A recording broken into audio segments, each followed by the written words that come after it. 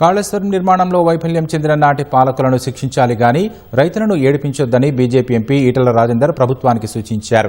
ప్రత్యేక దర్యాప్తు వద్దని సీబీఐకి అప్పగించడంలో ఆంతర్యం ఏంటని ప్రశ్నించారు.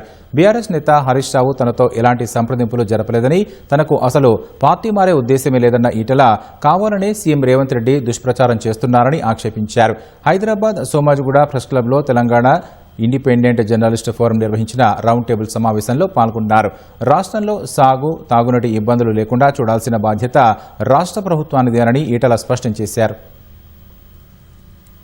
రేవంత్ రెడ్డి గారు 2023 అక్టోబర్లో కుంగిపోయిన పిల్లలవి ఇప్పటికే మీరు నిష్ఠాతులతో మాట్లాడి ఉంటారు.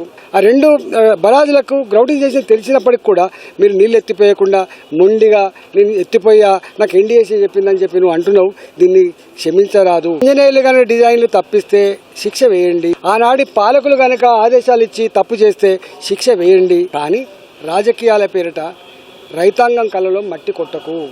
హైదరాబాద్ డ్రింకింగ్ వాటర్ కానీ, ఉత్తర తెలంగాణ ప్రజానికానికి తాగే నీళ్ళ వ్యవస్థ కానీ నీళ్ళిచ్చి మాట్లాడమని చెప్పి డిమాండ్ చేస్తున్నారు.